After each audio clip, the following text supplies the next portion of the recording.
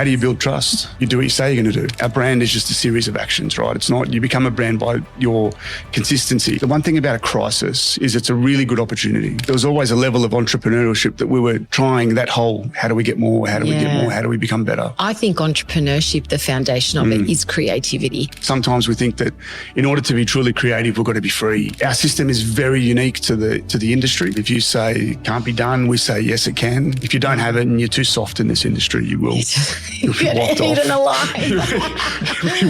You'll be eaten alive. That's the right way to put it. I'm Linda Habak, and this is Build Beautiful, where design meets depth.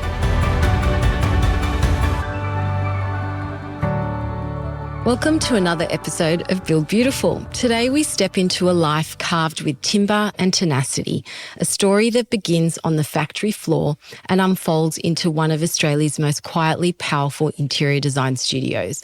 My guest, Darren Genner, co-founder of Studio Minosa, a designer whose journey isn't just about form and finish, but about falling in love with the process again and again.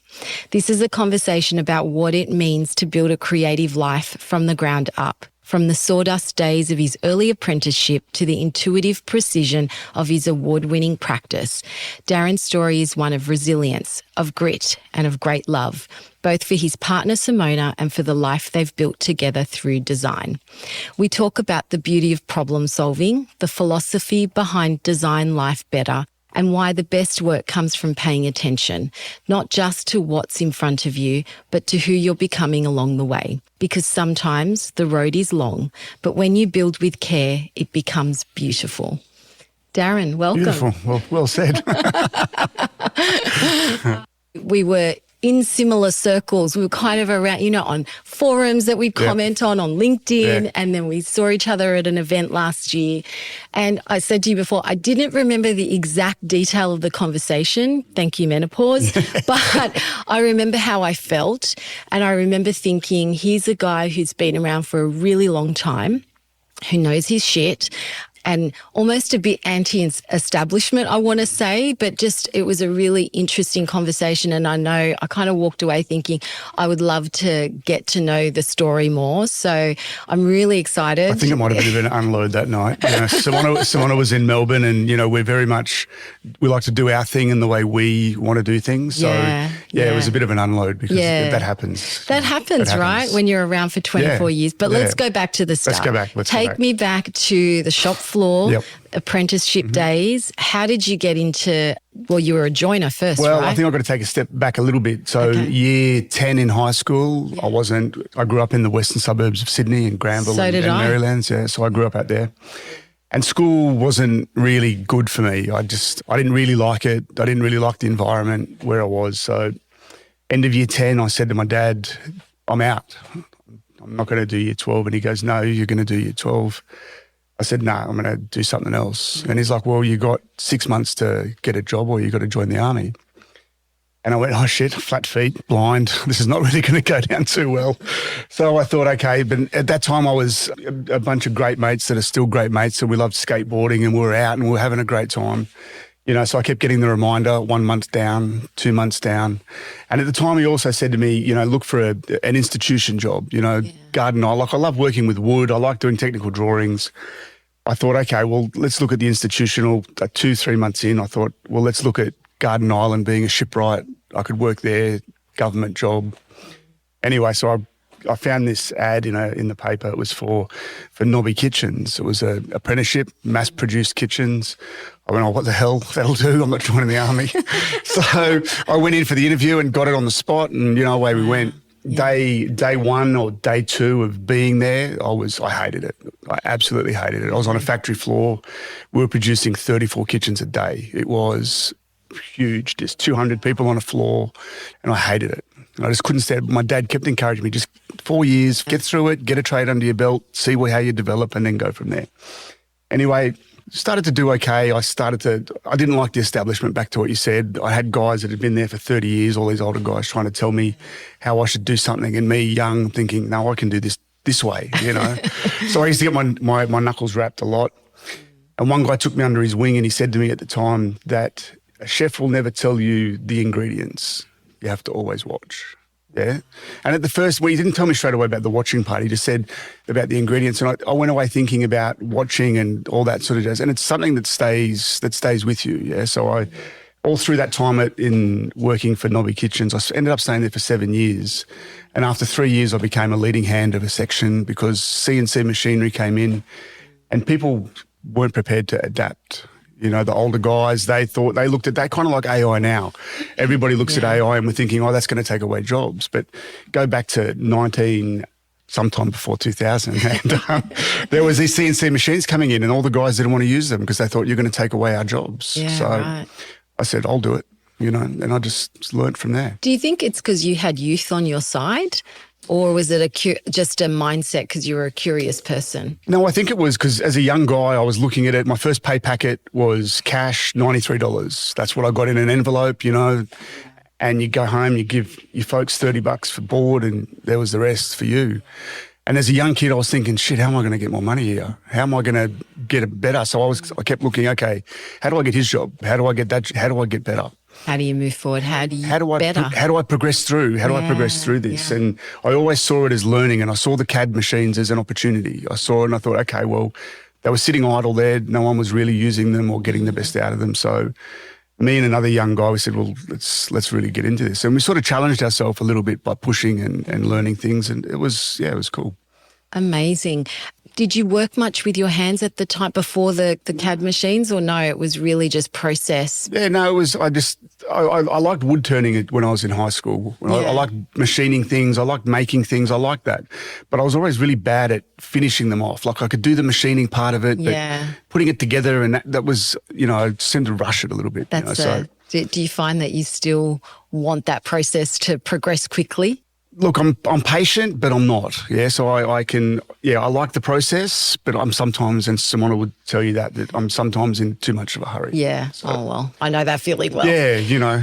Would you say you were creative back then? Like, did you know you were a creative person, or has that come later in life? No, there was always something. Like I broke my arm in my first year of my apprenticeship skateboarding, and I was laid off for 3 months. I had operations and all sorts of stuff, and I picked up a camera. Because I couldn't skateboard with my mates, so I was taking photos. So at that stage, I started to develop this love of photography. So that was something, yeah. So there was that side of it. I was a DJ when I was younger, so I loved playing music. And all creative outlets. It's all creative outlets, yeah, but you don't realise that at the time, right? And there was always an entrepreneurship. So we, you know, through the playing music, it was like, oh, shit, how do we make a business out of this? So a couple of my mates, we started a company. We started DJing on the weekends, and there was always a level of entrepreneurship that we were trying that whole, how do we get more? How do we get more? How do we become better? So, how do you improve? But I think entrepreneurship, the foundation of it is creativity, because you have to be a creative thinker. You've got to think outside of the box. You have to think outside the box. It's what separates us from being business owners to employees, really. Absolutely. Yeah. Let's talk about how you met Simona and how it all started, because you've described it as the moment that changed everything. It's definitely a change for me, because growing up where I did and the circles that I kept, I didn't really have people that were designers or creative friends. And I'd worked at the time in the factory. I'd moved on to a bespoke joinery company. So that was after Nobby Kitchens? Yeah, so after Nobby's, I developed this skill with the CAD machinery, and I got known through the Italian companies that brought it into the country for the skill that I had in programming it. And then another company had just picked up this machine and it was laying idle in their factory because they didn't know how to use it. I went there and I demonstrated what I could do with the machine, and they hired me on the spot.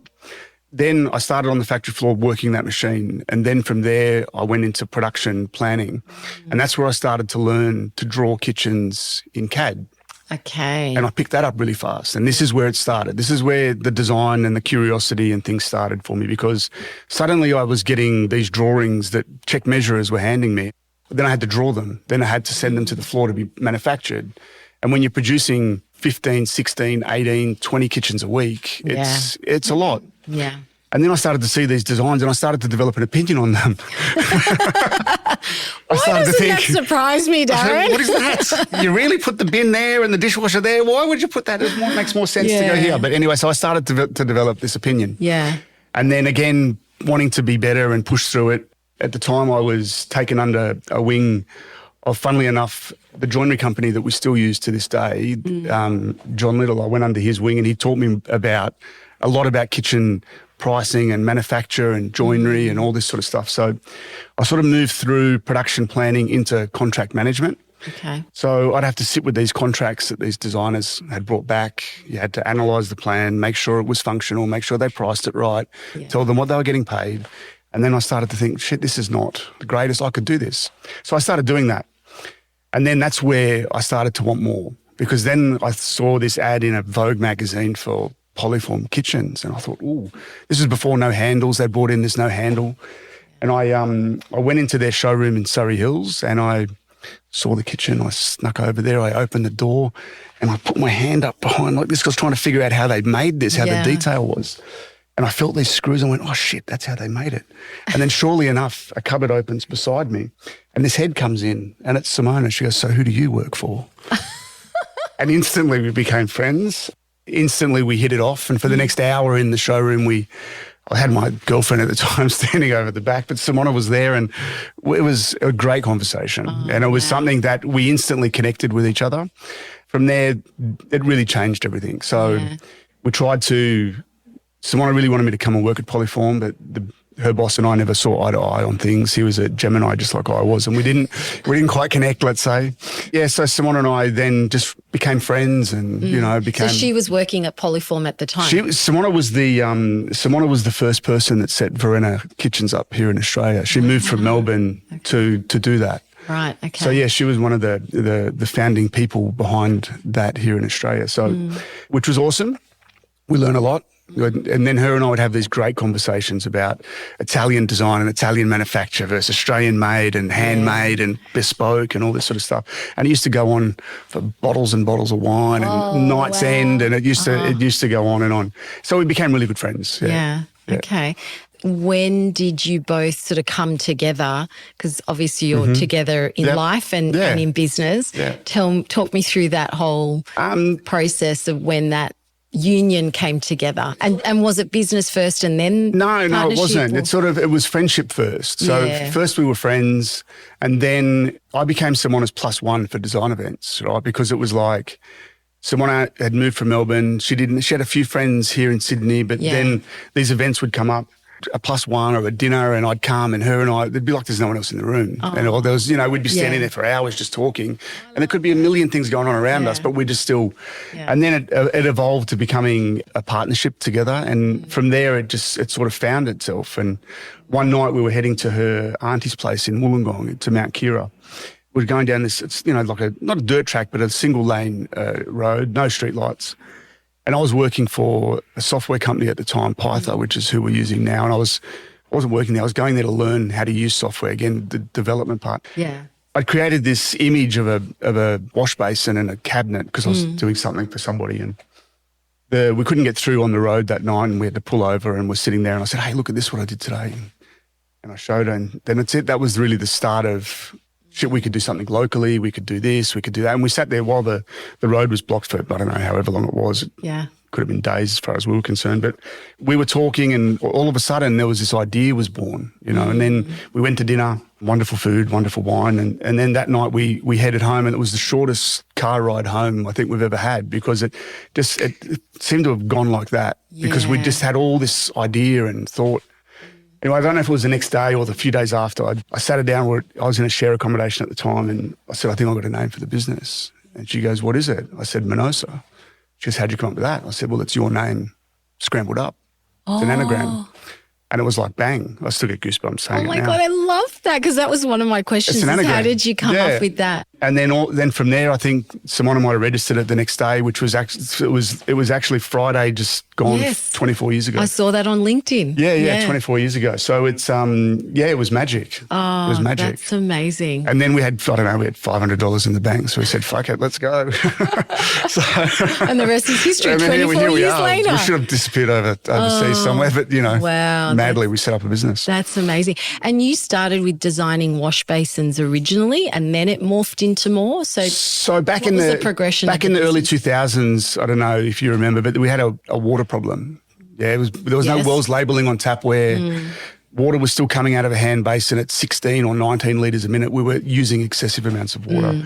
Anyway, Simona and I had researched how we could create a wash basin seemingly flat and control water to make people be conscious of their water consumption. So we created these products called the Puddle, Scoop, Ovo, Carver. So they were relatively flat basins, all made out of Corian, and they were all handmade here in Sydney, and to this day they still are.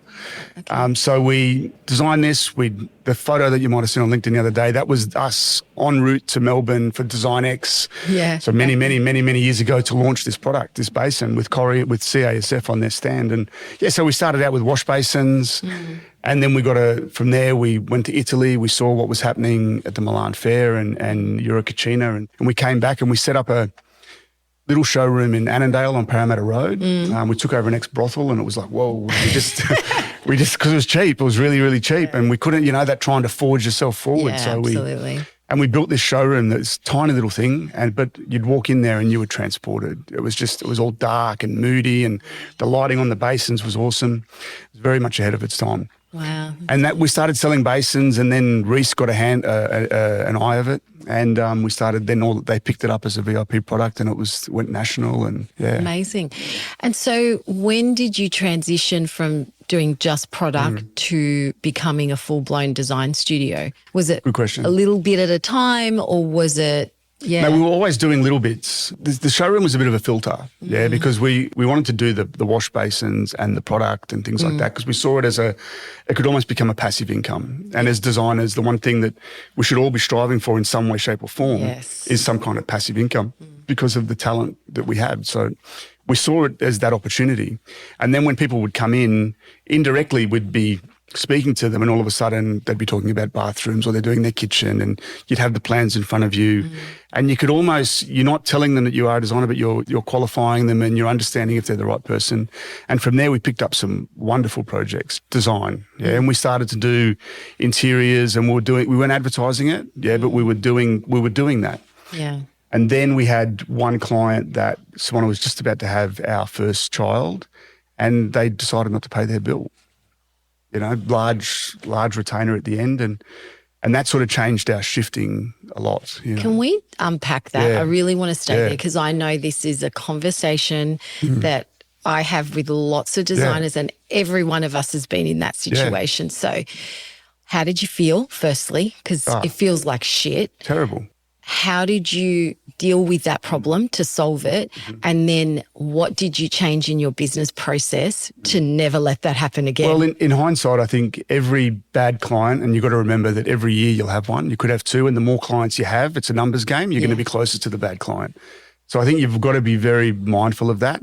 Those bad clients are just an experience and a clause. Yeah, because every time you have it, you add a new clause. I love it. That bad client is an experience and a clause. We are quoting that. That is brilliant. That's all it is. It becomes a clause. And you're right. And that's exactly, it's never been articulated that way, but that's exactly what it is. Because every time you have a bad experience with a client or a project, and often it is, in my experience, clients don't want to be assholes. No, they actually don't. They don't. I think what I've come to realise is often it is a lack of communication on my part. 100%. It's actually not clarifying the process or the detail properly. And part of that is because I'm too, chicken shit to have a hard conversation. And I've really learnt you can't shy away from the difficult conversation. It's very true. Okay, and I think that you've got to, we did some business coaching last year coming out of COVID. We'll get to that later. But the most important part is that the communication that we give. And in this case, we can honestly look back and say our contract was rubbish. It was one piece of paper. Yeah, it was terrible. And in the end, it was an awful situation because we'd both planned to have months off and, relax and enjoy the birth of our first. But what it became was a stressful time. Yeah, but that happens. And from there, we pushed really into products. Yeah, we really pushed into that. But then after a little while, design started to really pick up and more things happened and, it just evolved. Yeah, wow. So I want to talk about philosophy and process before we get into the grit and the tricky stuff. Design life better. Yes. So I love that tagline. Can you tell me not just what it means to you, but how did you get to it? What was the work that you did? Did you work with a marketing agency? Is it something you guys brainstormed amongst you and your team? Like, how do you get to that? Yeah, it's reflection. It's looking at things. So years ago, we took on a new accountant, and new accountants are always, you got to grow, you got to scale, you got to do it. And we fell into that trap of wanting that, and we did all the things, and we started to put everything in place in order to do that. And one of the things we did at the time, we had a great relationship with Nikki Lobo, who is a copywriter. And we got together with her and we told her what we thought. And, Simona and I are raw at times, and we love just putting it all out there. And Nikki really interpreted who we are as people and what we stood for. Yeah. And we're still using some of her copy today. Yeah, this one might have been 2016 or 2017. Wow, okay. And then she came up with the tagline of Design Life Better, but it was never meant to be like a catchphrase. It was more about a moral compass, a way for us to describe what we do, because a brand is just a series of actions, right? It's not, you become a brand by your consistency. Exactly. Yeah, consistency. My favourite word, it's consistency. Yeah. So in order for Minosa to grow into itself, it had to have consistency, and that was Design Life Better, or that is Design Life Better. So Design Life Better really breaks down into 3 categories. So there's the design, there's the life, and there's better.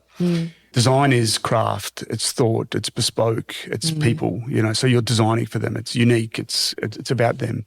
Then you've got the life. It's about home, it's about peaceful, it's about organised, it's about calm, it's about happy, it's about crying. That's life, right? And then you've got better. And better's about the process. It's about everything. If we put all of the processes in place, then it will be better. And if we execute it, then Design Life Better. That's awesome. Oh, nailed it. Yeah. When you take on a project, what guides the way you walk through your process and your concept stage, your design development? Do you have a process that you guys follow, or is it organic? No, we do. It's now 24 years in. It's almost rigid, and it's contradicting to the thought of creativity, really, because sometimes we think that in order to be truly creative, we've got to be free, and all this sort of stuff. But I think we've got to be really heavily process-driven to allow freedom, to allow thought. Our system is very unique to the industry. So we work under a brief spatial plan, what we call white box rendering, because everything we do is 3D rendering. So what we try to do is we leave all the 2D drawings, apart from spatial planning, to the latter stages. So early on, we're using 3D white box. So we focus purely on the purity of a room in white. So we explain to a client, we design all the elements, do all the lighting, and we show them every single bit of it in 3D. You have to unpack I love this. So talk me and by the way, I will caveat this by saying that years ago, another touch point that I have with Studio Minosa is I was doing a big project in Abbotsford, and the auntie of this client was building a house in Five Dock. And my client said to me, could you please see my auntie? She's stressed out. Yeah. She just needs a sounding board. And I went along, and no background on this project, went along, had a chat to this lovely auntie, and she started taking me through the process. They'd been building for years, and she pulled out this stack of documentation, and guess what it was? It was our house. It was your house. And I turned around and I said, you don't change a thing. Yeah. You do not touch this. You execute exactly as they have drawn it, exactly as they have specified it. Do not, she was like, when you get a client that's just nervous, they're nervous. It's a lot of money. It's a long process. So by the time they get to building that, they're like questioning everything. And it was like a couple of hours, that was it. And I just walked away going, that's the best documentation package I have ever seen. Thank you. So I really want to... We really pride ourselves on that. Yeah, exactly. And I really wanted to preface that. But take me through this white box idea, because I'm not quite following. Okay, so imagine what happens in the industry now. 3D rendering is a standard. Yep. So if we go back 24 years ago, it never really was a standard. I remember going to trade shows with a USB stick saying to suppliers, do you have 3D files? I need OBJ, I need 3DS, and they'd look at you like you were mad. But I've always been a believer of showing people in 3D, and it goes back to my early days when I became a salesman or a designer. Back then in the days it was really selling. I would take a laptop into people's homes and I'd draw their kitchens on the spot. Yeah. So I'd meet you, I'd greet you, I'd understand who you are, and I'd be drawing it on the spot. So I've really had this fascination because I saw how people, because a husband and a wife or a partner, not everybody understands 2D. People look at a plan and they don't get it. They don't get it. They don't get it. And this is where variations come. This is where problems come. This is where all of that can happen, is because people don't understand. Yeah. So Simona and I always saw 3D as a big part of what we do, because it was ability for us to show people. It was ability for us to marriage counsel people, because they could look at it and it would eliminate fights, because all of a sudden people could see it. So we started to develop this process of where we were doing the 3D, and that's where the computer software came in. Then years in, and as in that growth period where we were trying to grow, we started to get a bit of pushback on the 3D because we were showing colour really quickly.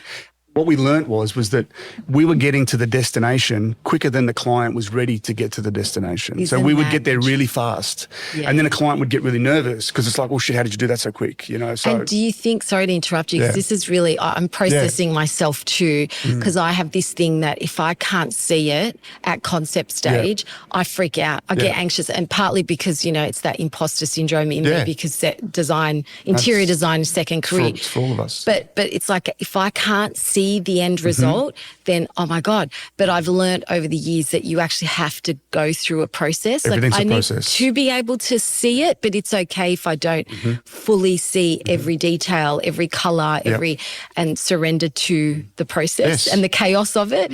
So you were getting there much quicker than... We're getting there too quick. Yeah. So then we realised, well, let's just try and strip this of all colour and all texture. And we presented to a client what we called a white box. They call it clay rendering in the marketing world. Yeah. So we'd labelled it white box rendering. So we gave it our own little spin, and we would present in all white. And what we would talk about at all white. So the first thing we do is we do a spatial plan meeting, a look and feel meeting, and we consolidate the brief. Yeah. So we make sure everybody's on the same page. Our second meeting would become a white box meeting where we show people, let's say, this room in pure white. We're not talking about floors or rugs or whatever. We're talking about bookshelf here, window there, light fixture there. This is where it's all going. And you get to understand all the details there. It's styled. There's books on the shelves. You see it all. But a client could then feel the space. They could ask the right questions. We could talk about transition and how we move through something. We could talk about the switching of lighting and all of the things that they needed and where they were going to store everything and so on. Really hone in on function. Hone in on function right? First, but in 3 dimensions. Yes. Like typically in a design development meeting, most people would be talking about it on a 2D plan. Yeah. And you could elevations, you could look at a husband or wife or a partner and they're fogged over. You've been talking for 2 hours and you just put your head up and all of a sudden you take a breath and they don't have a clue what you're talking about. Yeah.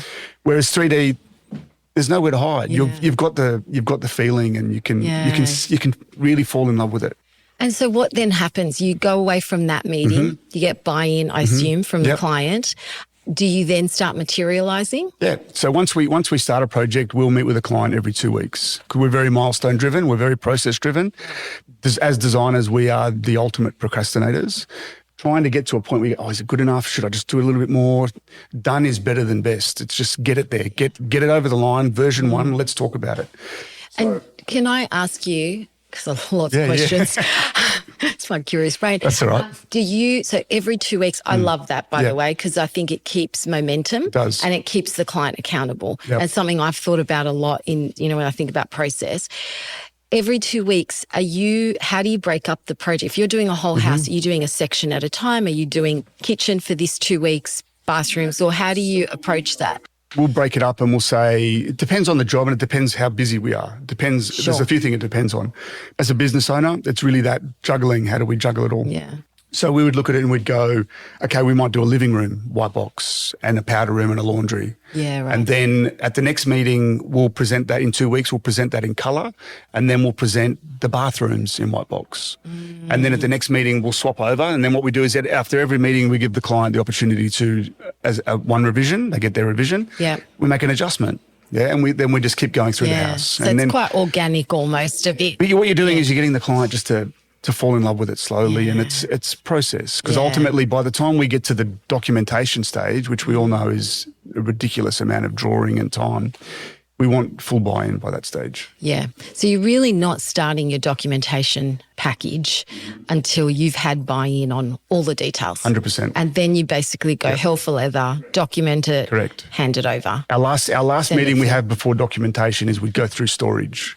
And we'll go through wardrobes and, all the things that we need to include. And then we get stuck into drawing. Right, because, client, we could be there all day doing revisions on 2D because people don't understand it. So true. And especially when you start talking about multicolours and layering and, all that sort of stuff. Yeah. It's better to show it in 3D. Yeah. And I love that you're doing it as a white box. I say this all the time to clients. We have to get the function right. You can make anything look beautiful. Honestly, like anything can be, pick the right materials, the right colours, the right styling. Beautiful. But if you don't get the function right, and that's what you don't see when you open up a magazine or you look at Pinterest or Instagram, you don't see if that actually functions well or not. Fortunately, we live in this world now of this digital screen, over-stylized images where, you could be on a photo shoot and it could take someone 2 hours to get a towel hanging right. So we're not really showing the reality of life. So we try to really understyle our work so people can see what it is. Yeah. And that is that's part of your story and the language I see. Yeah. I've been following you guys for years. You really get the sense that you're prioritizing life functionality and then the work is divine. The detailing is, and I've seen it. I've seen that finished kitchen in 5Doc and it's like, you saw it. Holy shit. It had been installed, but the whole project hadn't finished yet. And I went back and I'm like, oh my, like this is just, you can tell the years and years of expertise and brilliance and the layering of materials, and it was amazing. Yeah, Simona's really, that's something that she really brought to the table was that, whereas I'm a bit more detail and spatial orientated. It was colour's not my thing. Beautiful. Yeah. And the materials selections were amazing. Yeah. But even the detail around how the joins were, it's important. It's important. Yeah. Do you do a lot of the management of the project? Are you involved at that construction phase for most projects? Well, it's interesting. Depends? Like going back to the scale part where we try to scale the business. Yeah, you lose that because you're just really focused on, you bump up the staff, you got too many, you're not particularly the right people. But where we are now as a business is where we're trying to get less clients. I know it's a bit of a contradiction to business model, but I'm with you there. We want less clients. Yeah. We don't want more design jobs. We want more clients that buy into our process, that buy into our moral compass, design life better, and that buy into us as a team. So we want to be doing less work, but more things. So better. We want to be doing it all. So now what we've really started to take on in the last 2 years is everything, the furniture, the procurement, looking after the whole thing. And that's really the goal at the moment. We want to minimise the number of personalities that we work for. How do you go with building relationships with clients, like that trust process? Because I have these conversations with designers all the time. You talked about having the store in Annandale and that was a really good filter. What's your filtration process now? How do you build trust? You do what you say you're going to do. Yes, true. So in order to build trust with the market, we've got to promote ourselves in a way that they resonate with. Yeah. Once they experience it, it's got to resonate with what we said it would be. Yeah. So that's really what it is. And then from there, trust comes. We have the first meeting. There's always a little bit of apprehension at the brief. Then we send a return brief that starts to build a little bit. Then you get to the spatial plan. There's a lot of people question, but then you give them a few, and then it happens. Yeah, it just naturally comes. It comes. Yeah. Can you give me an example of one of the projects you've worked on that you've loved and why you've loved it? Like, was it the process itself? What I could say is one of the jobs that's really pushed us into our mentality change is we just completed a job in Melbourne. It's the most recent one we've photographed, which is in Brunswick. Yeah. And once a year we have this little Black Friday sale. You never discount fees, never do that. But we never do that, designers. We do it once a year, and we have a bit of fun with it. And, right. So about 3 years ago, we did it, and this client from Melbourne called and said, I want to get a kitchen done. So how do you advertise that? Like what? Instagram. Just on Instagram. 55,000 followers. Someone's going to pick it up. You know? 55,000 followers? Wow, God. Anyway, that's a long story. Important detail I needed to check. Long story. Yeah. So I flew down, I met her, and, you know, it turned into, we did the kitchen, we presented it. And then it was like, okay, we want to do the powder room, we want to do this. And then after we did that, it was like, okay, we're going to do the whole house. Wow. So we did the whole house, and then we handed that over. Then they rang, we had a meeting. Okay, we want to build it now. How do we go about building it? So they engaged us to be their partner to assist with the design implementation. And then the client was a builder in a previous life, and then he'd gone off to do other things, run their own business. Yeah. So he goes, I'm going to build it. You know, can you guys help me through it? So we helped him through it. We ended up having all the joinery made by our joiner here in Sydney. No way. And we drove it on the back of a truck, and we installed it all in Melbourne.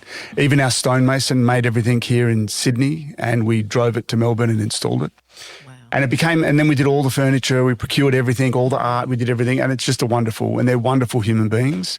And that is really why we do what we do, right? Because we want, when people walk in and they have that experience, it's magical. It is the ultimate sort of project, isn't it? Where you get to be part of it from inception right through to putting down the last piece of item. So it's the process, and that's the one thing about this particular job is that as difficult as it was and as hard as it was, we'd do site visits once a month. We'd fly in the morning, we'd go straight to site, we'd spend a day there, which are long days. 6 hours on site is a long time. Back to the airport, back on the plane, back home. Yeah. All in 24 hours. All done, you know, and when you're committed like that and the process is executed and there's complete trust from the client, that's the best job. It's the unicorn. That's the unicorn. Absolutely. Yeah. How has your experience in production or mass production influenced how you approach bespoke interiors now, bespoke design? Because it's so contradictory. So what is it about that to where you are now? I think it is, but it isn't, because the one thing you learn from mass producing something is that everything is a process. Yeah. Yeah, you've got to have the carcass end drilled and edged before it can go to the next stage and before it can go to the assembly shop for it to be assembled. So you learn process. When I became a leading hand in the factory as a third-year apprentice, it was my job to make sure that every man that I was looking after had enough work to keep them busy. So it's a process. So you're juggling that. Yeah. And I think that's one thing that I learned from that experience. Yeah. And then I also learned things on how not to do it. Yeah. Because I didn't like the idea of things being mass produced and pushed on people that weren't particularly right for them. So I remember questioning people as a young boy, how can you be selling kitchens to people on the night in someone's home? But anyway, it's just questioning the establishment, you know. Well, you've got a curious mind. So I think that, you know, it seems like that's held you in good stead all these years. Yeah. I guess the same question, but in relation to business. You talk about process and making sure people are doing the things that suit their skills. Yep. Have you applied that same philosophy in terms of how you run a business? If Simona had her way, we would have been process-driven from the start, from the outset when it was just her and I. Yeah, You know, slaving away back then. But, you know, I kept pushing to say we've got to get runs on the board before we can go down that path. Now, all these years later, I know that I'm wrong and that she was absolutely right. And in most cases, if you want, you always are. Don't you know? The woman is always right. I'm learning. The partner is always right. There's hope. So and now we're in that age of our business where it's really important, you know, we're fortunate that we've got such a wonderful team. We've taken people from every one of our teams come out of the TAFE system. So we've taken them straight from school and we've helped teach them our way, I suppose. I love that. And we've given them opportunity where sometimes they might not have had it. And they're wonderful. So we've got 13 years, 10 years, 7 years, 5, you know, so wow. There's 7 of us now in the studio, and it's trust built up over a long period of time. Yeah. And we're now developing the processes of how we do it and analysing and making sure that we're better every time.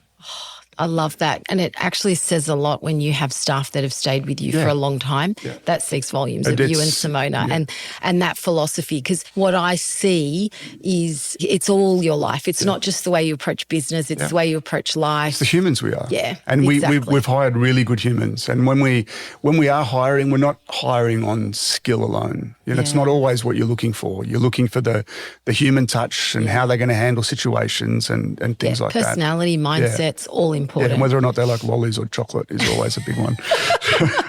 That's so funny. Chocolate for me. Bingo, you're in the right crowd then. Okay, so I want to talk about resilience and grit now. Mm-hmm. Important part to unpack because when you're around for 24 years, you've seen a lot of things. Absolutely. You've seen some highs and lows. Yeah. Maybe let's talk about GFC. I know you've got a whole story around the GFC. Yeah, I've got a few great stories in that sense. So we, the GFC, we were in our Annandale showroom at the time. We'd had our child, we were living above our studio. So we had a little bed sit up top where we were staying. And we'd bought a property. We were settling. The GFC hit that day. Bang. So we had a plan. We were buying this house. It was an old corner shop. It was completely run down, needed a complete renovation, graffitied all over it. All of a sudden, GFC hits. Mm-hmm. Our clients since inception have always been business owners. It seems to be that's where we've landed. Mm-hmm. So all of a sudden, we'd had all these clients where their net worth was just gone. And all of a sudden, we're just like, shit. We've got the keys to this house. We had a very limited amount of money, but we had grand sort of plans. So we went, okay, we just got to get in, make it right, and we've got to get through this. The one thing about a crisis is it's a really good opportunity. If you can put your mind in the right spot, it can become a great opportunity because you get to learn the most about yourself, the people around you, the people you can trust. Yeah, you learn to cut things off what you're spending and you go, okay, this is what is really important. So the GFC, we got into this house and we just had to make it work and we had a 5-year plan. That 5-year plan ended up turning into 12 years because once the GFC hit, we then had to reestablish ourselves and, work through it. And then there's other things that come along. The biggest crisis we've all had is COVID came. Yeah. And then similarly enough, with the same property, we were knee deep renovating this property. We were during COVID? No, just before. Oh, just before. We were renovating, we were building, we were extending, we were doing everything, spending lots of money and, and then all of a sudden we get wind that there's and we're like, okay, shit, we had to rush to get to get it livable. And we said, okay, everybody out. We had no kitchen, we had nothing, but we had to move in and make good, so that we could get through that period. We didn't want to be in a rental property. So you get in and you adjust and do what you need to do. And how did COVID go for you and your business? COVID was really good. We learned about our team. We learned a lot about that. We adjusted our work hours through COVID. That stayed with us now because we start at 7:30, we finish at 3:30. We only work Tuesday to Saturday. Yeah, I saw that. I love that. And so that came about because of COVID? No, the 7:30 to 3:30 did because when it was happening, we wanted our staff not to get the train to work. We wanted them to drive, and in order to get car park in Alexandria, you got to get there early. Yeah. So they would come in early, and we said, "Well, we'll leave early." Yeah, and then everyone was getting a quality of life because you got more sunshine in the afternoon. It's nicer and so on. So the Tuesday to Saturday part came very early on. So because we were working with business owners, it was very difficult to see them. And we didn't want to work at night time. We wanted to work at business hours. So we decided that we were going to work Tuesday to Saturday because Saturday we can get the partners together and they don't have their phone in their hand and they're not, oh, sorry, I've got to take this. They're focused. So that's just something that stayed with us and we still do it to this day, Tuesday to Saturday. We don't work Mondays. All the problems of the world happen on Monday. By Tuesday, they seem to be gone, which is awesome. And, Monday-itis is a real thing. Yeah, totally. But now, so Mondays are our busiest day of the week. We spend a lot of time preparing and getting ready for the week. But the team love it. We just, we couldn't take that away now because Saturday's such an important day for us. We meet 2 or 3 clients on the day. And you just have to be so prepared. If you're going to run back-to-back client meetings, that's exhausting. So you need 4 days to prep for that. You've got to be ready. To gear up for that. Yeah. And it's really good. And Saturday's quiet. The phone doesn't ring. Suppliers don't turn up unannounced. Absolutely. So you can really focus. Oh, it's really clever structure, actually. We were fortunate that we were already working remotely with a lot of clients. We'd been doing work in Melbourne, in the outer skirts of there. So we were already using digital platforms to present. Mm-hmm. So we were lucky in that sense through COVID. We had our systems. It was very difficult for creativity because everyone was pushed away from each other. But we got through it. We were very, very busy. We were really busy. That was my next question. Did you find that things just took off over those couple of years? We were inundated. But the problem we had was not COVID. The problem was coming out of COVID. That was our problem. So talk to me about that. Well, coming out of COVID, we really loved it as a group. Simona, our kids, in our house, we sort of moved back into our property after we'd renovated it. Simona and I wasn't much of a gardener at the time, but we built this garden, and it's something now that we cherish and we love. It was a really difficult period coming out of it, because then all of a sudden work dried up. Everyone started traveling, and then it became hard as a business owner. It's hard to keep everything rolling. And we kind of found that we lost our founder's mentality a little bit. The Founder's Mentality is a great book where it talks about the energy that you have as a founder to solve any problem and to just pick yourself up. So we found ourselves a little bit beaten and a little bit tired, and it was really hard going to be a business owner in that period. But we did some mentoring last year, which really sort of gave us back our verve for what we're doing. With the mentoring, did you choose someone that was outside of the industry? No, we chose something that was inside the industry, and we chose a group thing where with Andrew Mitchell, the design coach, and we spent time with him and a group of people. And it was wonderful because it gave us the opportunity to realise what we'd actually achieved in 23 years at that stage, because you start to, there's the imposter syndrome where you're beating yourself up, things are tough. In 23, we also had a robbery, which really played on that. Our studio got robbed and everything got stolen. So we got... What do you mean? Like computers? Everything.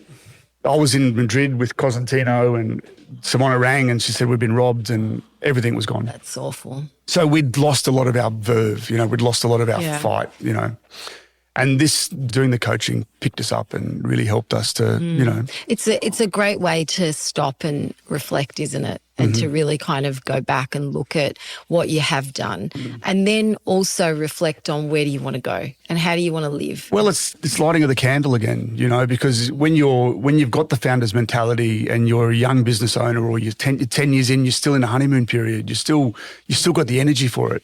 But 20-something years in at that stage, you've just been robbed, you've just come out of COVID, things are tough. But you've got this wonderful team. You've got these, and we did everything. We fought as hard as buggery, and you learn that in those times that the resilience and persistence, the doggedness not to give up, that's the superpower. Yeah. And that's what business, you've got to have this ability just to go, you know what, fuck it, I'm fighting. We're going after this. How do you protect your joy in that time? Because it's one thing to have the doggedness, but how do you also keep some level of joy? Joy comes in little things. It comes in the little moments that you go, oh shit, look what we just did. So I'll go to the robbery. We got robbed. We got all of our computers gone. I think we had one, maybe two computers. One of our staff was off with a knee reconstruction. So because of our computers are really powerful because of what we do with CAD. So we didn't have a website. We had that's for years we ran for 20 years we ran with a blog, and it's all it was we'd just post shit up. Then, we never had a website. So when this hit, all of a sudden we had no income stream. We had no way of, doing it. So we said, shit, we've got to build a website. Let's build a website. So as a group, we came together and we'd had a template that we'd purchased, and we were going through an agency at the time, and we just said, guys, we're going to handle this ourselves, And we did. Together, we all pulled through, and we, one person this, and then we built this website. So there was a bit of joy in that. Yeah, suddenly we came out of it. So you're creating. Just because you're not creating an interior, you're still creating something, and that's joyful. We told our story, and that was joyful because all of a sudden we all had this shiny, glossy thing that we were all really proud of. Yeah. Oh, that's amazing. So, talking about resilience again, do you think resilience is innate in you as a person, or as people in general, or do you think it's something you learn over time through life experience? It could be both, but I think both Simona and I are very headstrong people. We're black sheep in that sense. We like to, if you say no, we say yes. If you say can't be done, we say yes, it can. So we're that kind of people innately ourselves. So I think it's something you can learn, because if you can get up from the knocks and if you can move on and fight, then that's something you can learn. But I think it's certainly something that you need to have. If you don't have it and you're too soft in this industry, you'll be wiped off. Eaten alive. You'll be eaten alive. That's the right way to put it. Talk to me about the industry. Yep. You've been around for a long time. Yep. What are your thoughts, views on this industry? Because, you know, as I said, going back to that conversation we had last year, we did unload, but I don't remember the details. So I think that the one thing Simona and I live by a lot is that we are just interior designers. I think what does that mean? As an industry, we sort of build it up that we're this and we're that, but we're not solving cancer. We're not saving lives. We're just making people feel great about where they live. But I will say though, and I'm sure you felt this. Yeah. We do transform the way people live. We do. We're just, humans working with humans, we're right? humans working and understanding the human condition and trying to make life better for them. Right. And that really does happen through the work that we do. Yeah. I get it. I used to be in marketing years ago, and I used to work for a cosmetic company, a French company, and French are very personal and passionate, and they take everything very seriously. Yes. And I would sit around going, these guys are fired up, but it's just lipstick. It's just face cream. That's all it is. Like, come on, guys, let's get some perspective. So that just reminded me. I think that's what it is. I think we can sometimes over-focus on what we created, but it's more, I think, the human part of it and the story of it and who we create it for. That's really the story. That's really what it's about. Yeah. And I think we can sometimes get caught up a little bit in it. But look, it's a great industry. It has its highs, it has its incredible lows, because it can beat you up a little bit. Yeah, it sure can. Talk to me about AI. What's your great subject. So that's an important thing that I think we need to talk about. It is. My husband just came back from a conference. He's works for an accounting firm, and the whole conference virtually was about AI. And, this whole sort of almost scaremongering a bit that if we don't take it up, if we don't embrace it, we're going to be left dead in the water and la, la, la. So I'm just interested, and it's a conversation I want to have with everybody around what are your thoughts on it? Will you embrace it? Have you embraced it? Will you have a process around it? Yeah. It's something that's growing really quickly, and I think it goes back, and I remember in year 8 of high school, we were handed a scientific calculator. I come home and I showed my dad, and he goes, "That's going to make you stupid." Didn't make me stupid. I'm still here. But the point, and back to the CNC machinery, that's going to take jobs. And I think we're in that period now, right? We're at the same point now. And what a wonderful time to be alive in the sense of what it can do for us, right? Because I think you've got to embrace it. I love the challenge of it. I love what it can do. And I love the idea of it being evolving, and we're part of that. We're getting the opportunity to shape that now, which is I think is really cool. So yes, we use it. Yes, we're early adopters to whatever technology we can get our hands on, because we just like to make the process better. Yes. Yeah, we just want to go, how can this make us do our job better? And I think people will say AI is going to stifle creativity, but I think it can spark creativity as well. I agree 100%. I think through words, we've all learned through ChatGPT that it can really help us a lot. And I think if you can embrace it and you can not be scared of training it and doing that and spending the time with it, it can be wonderful. And we're finding the benefits of that ourselves.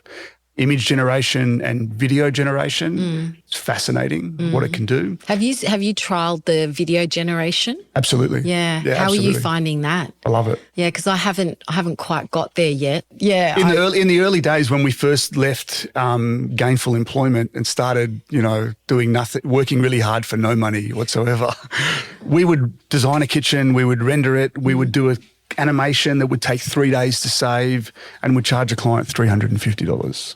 Oh my God. That it's so much more. I mean, I remember. Here we are 24 years later. It's a hell of a lot more money than that. But it's the point being is that we go through all this time to create that. Now with AI, I can take this image and I can say, now create me a movie, and it'll create an animation through that. And pictures are great. They tell 1,000 words, but what does a video do? Yeah, absolutely. A video suddenly gives people that embracement. They're in the space. So I think it's wonderful.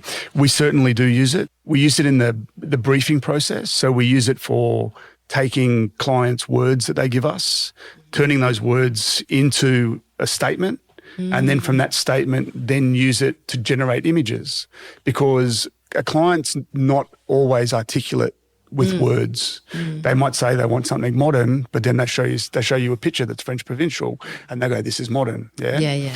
So when you take the words and you plug their words into AI and you show them what that looks like, suddenly they say, "Oh, that's not what I'm looking." And at the early stages of design, especially a 3D studio, where it takes so much time to build a 3D, we've got to be sure about what we're building. What you're building, absolutely. I should have asked this question earlier.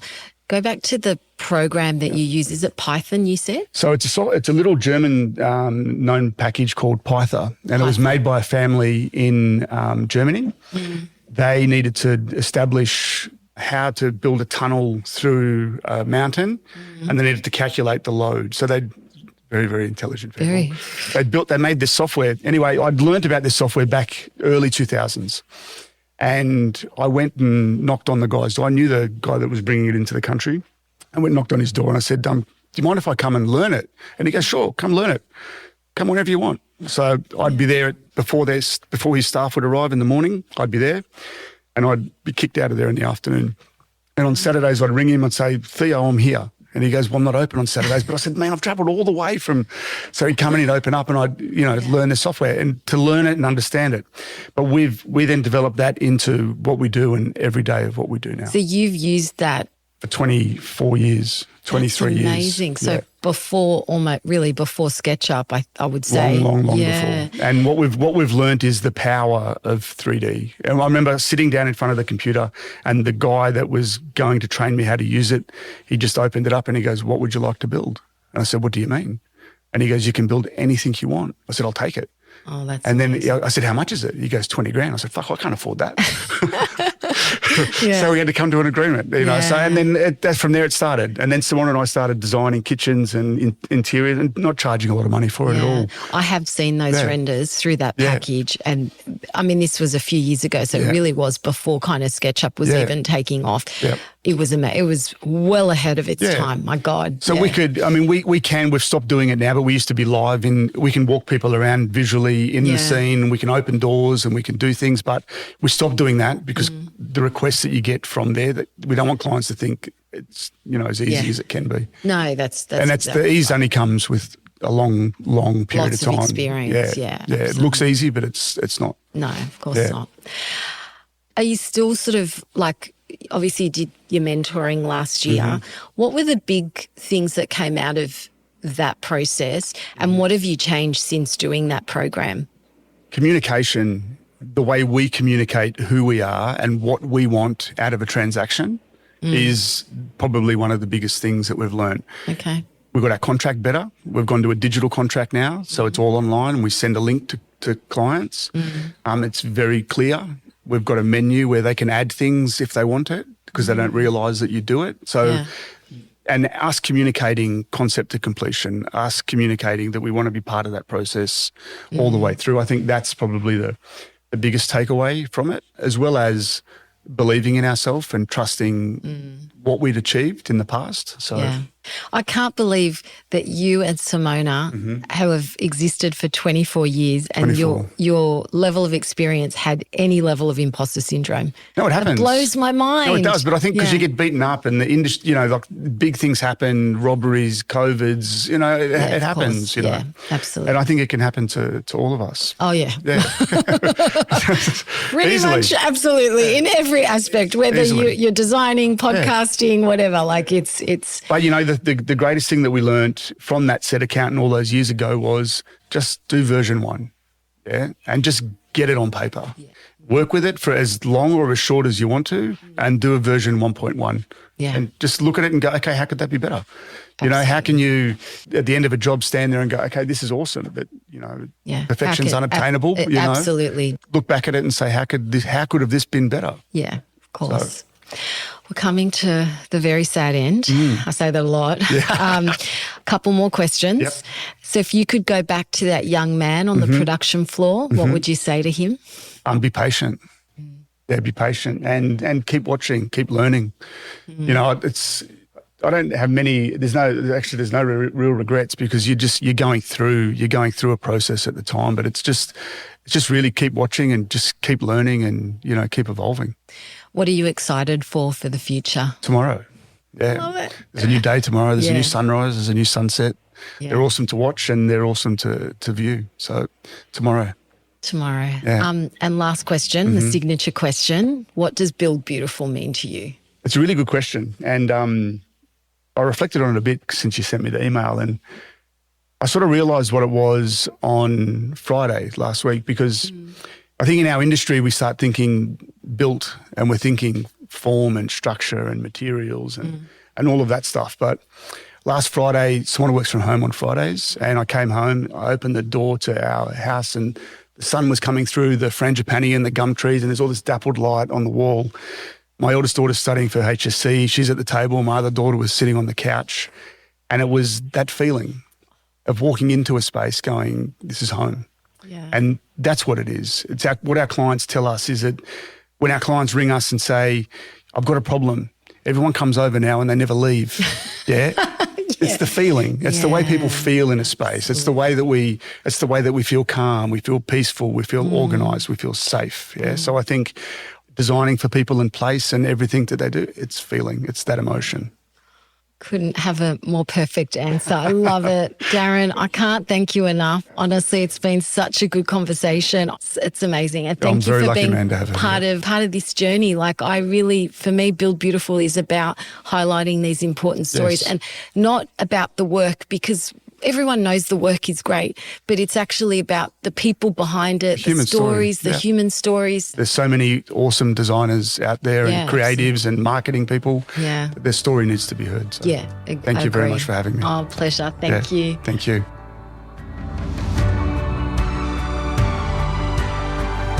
Thank you for listening to Build Beautiful.